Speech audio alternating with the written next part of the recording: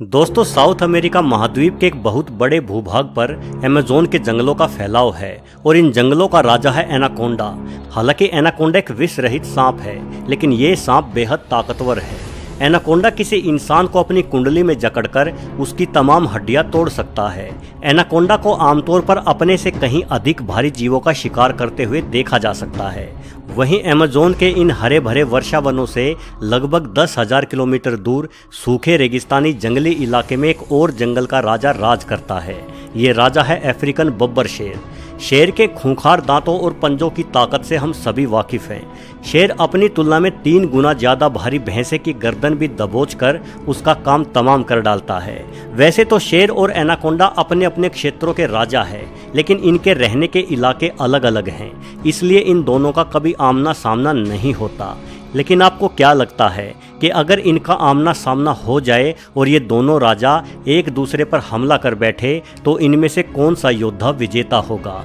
जाहिर है इनमें से किसी एक की जीत का फैसला दूसरे की मौत से ही होगा। चलिए आप अपने हिसाब से एक विजेता को चुनिए और वीडियो को आखिरी तक देखकर जानिए कि आपका चुना विजेता शिकारी साबित होगा या शिकार।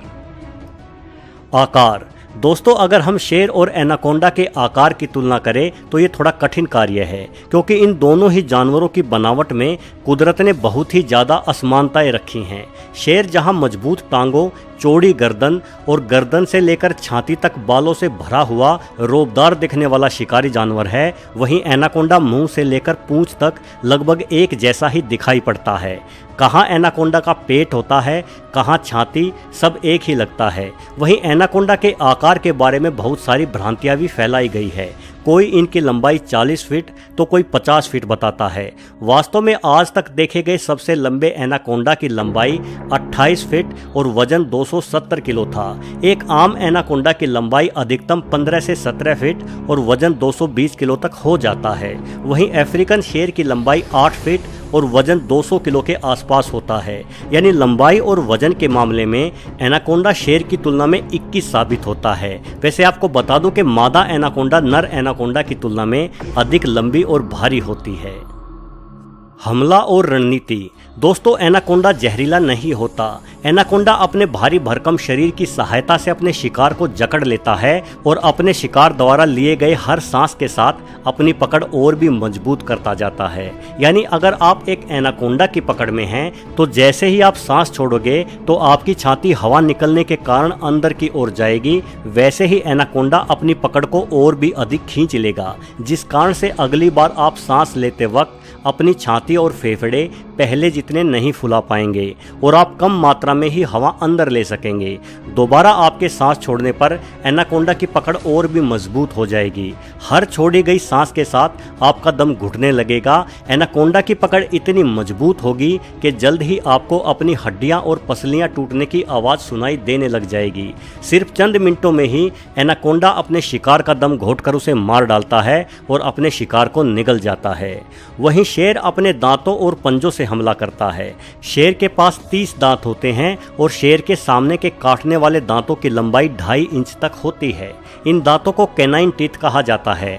अपने शिकार की गर्दन में शेर अपने दांत धंसा देता है, जिससे शेर के शिकार की सांस की नली कट जाती है और वो मारा जाता है।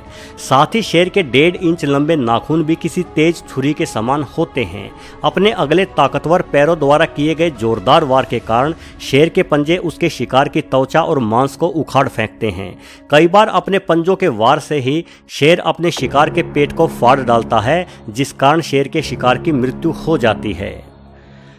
ताकत। दोस्तों, एनाकोंडा एक विशाल सांप है। एक वयस्क एनाकोंडा की ताकत के बारे में कहा जाता है कि ये सांप किसी पेड़ से लिपटकर पेड़ को भी तोड़ सकता है। अपनी ताकत के बल पर ही एनाकोंडा बड़ी हिरणों को भी आसानी से अपना शिकार बना लेता है। एनाकोंडा अमूमन पानी के आसपास ही रहता है और इसकी कोशिश होती है अपने शिकार को पानी के अंदर खींच ले जाने की। पानी के अंदर ही अपने शिकार पर बहुत ज़्यादा हावी हो जाता है। एनाकोंडा की पकड़ के साथ साथ पानी में डूब जाने के कारण इसका शिकार कुछ मिनटों में ही धराशायी हो जाता है। वहीं एनाकोंडा आसानी से 15 मिनटों तक पानी में बिना सांस लिए रह सकता सकता है। अगर हम शेर की बात करें तो शेर भी बेहद ताकतवर प्राणी होता है। एक जंगली भैंसा जिसका वजन 1000 किलो तक हो जाता है, वो भी शेर के शिकारों की सूची में शामिल है। शेर के काटने की शक्ति 650 psi होती है। साथ ही शेर बेहद तेज गति से हमला करने वाला फुर्तीला जीव है, लेकिन लंबे समय तक पानी में रह सकने की काबिलियत शेरों में नहीं होती। यानी अगर शेर का सामना एनाकोंडा से पानी के आसपास हो गया तो एनाकोंडा निश्चित तौर पर शेर का काम तमाम कर डालेगा। आत्मरक्षा प्रणाली। दोस्तों, लड़ाई का बेहद जरूरी हिस्सा आत्मरक्षा भी होता है। दुश्मन पर वार करने के साथ साथ दुश्मन के वार से भी बचना होता है। आत्मरक्षा के मामले में शेर के मुकाबले एनाकोंडा बेहद कमजोर खिलाड़ी है। एक तो एनाकोंडा की त्वचा बेहद पतली होती है, दूसरा खुद पर हो रहे हमले को रोकने के लिए उसके पास कोई साधन नहीं है। वहीं शेर अपने दांतों से हमला करने के साथ साथ अपने पंजों की मदद से खुद का बचाव भी कर सकता है। साथ ही शेर बेहद फुर्तीला भी होता है और बड़ी छलांगे मार सकता है। शेर 60 किलोमीटर प्रति घंटे की रफ्तार से दौड़ भी सकता है और वक्त आने पर खुद के बचाव के लिए तेजी से पेड़ पर भी चढ़ सकता है। वहीं फिल्मों में दिखाया जाता है कि एनाकोंडा बेहद तेज और फुर्तीले होते हैं और बहुत तेज गति से हमला भी कर सकते हैं, किंतु दोस्तों वास्तविकता कुछ और ही है। असल में अपने विशाल और भारी शरीर की वजह से ये सांप बेहद ही सुस्त और धीमे होते हैं। एनाकोंडा की रेंगने की अधिकतम रफ्तार सिर्फ 10 किलोमीटर प्रति घंटा ही होती है। वैसे एनाकोंडा पेड़ पर भी चढ़ सकता है, लेकिन इसमें भी उसे काफी समय लग जाता है। शेर एनाकोंडा की तुलना में कहीं अधिक समझदार और सतर्क भी होता है। एक शेर अपनी नजरों से अपने शिकार या दुश्मन को कभी ओझल नहीं होने देता। मौका पड़ने पर शेर एक दूसरे की मदद भी करते हैं। जैसे एक बड़े भैंसे को मारने के लिए कई सारे शेर तुरंत एकजुट हो जाते हैं। यानी अगर किसी शेर को एनाकोंडा अपनी पकड़ में ले भी लेता है तो दूसरा शेर तुरंत एनाकोंडा पर हमला कर देगा। दोस्तों, पूरा निष्कर्ष यही निकलता है कि एनाकोंडा और शेर की लड़ाई में विजेता होना परिस्थितियों पर ही निर्भर करता है। यदि शेर पानी पीने के लिए किसी तालाब के निकट जाता है और उस समय उसकी मुठभेड़ एनाकोंडा से हो जाती है तो एनाकोंडा के जीतने की संभावना काफ़ी अधिक है। एक बार एनाकोंडा ने शेर को जकड़ लिया और पानी में घसीट लिया तो शेर का खेल खत्म ही समझो।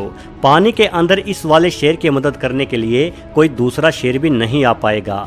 वहीं अगर कोई एनाकोंडा भटकता हुआ किसी घास के मैदान या खुले स्थान पर पहुंचकर शेर का सामना करता है तो एनाकोंडा किसी भी सूरत में शेर के सामने नहीं टिक पाएगा और ना ही खुद को बचाने के लिए दौड़ पाएगा। शेर जैसे फुर्तीले जानवर को एनाकोंडा द्वारा कुंडली में लपेट लेना बेहद मुश्किल कार्य होगा। अगर शेर एनाकोंडा को कुंडली में लपेट भी लेता है तो भी शेर अपने पंजों से पल भर में ही एनाकोंडा की पतली त्वचा को फाड़ डालेगा, जिस वजह से एनाकोंडा को अपनी पकड़ ढीली करनी ही पड़ेगी और भागने का रास्ता तलाशना पड़ेगा। लेकिन शेर एनाकोंडा के मुंह को अपने जबड़े में दबाकर कुछ ही क्षणों में एनाकोंडा को परलोक भेज देगा। वैसे आपके अनुसार शेर और एनाकोंडा की लड़ाई में विजेता कौन होगा?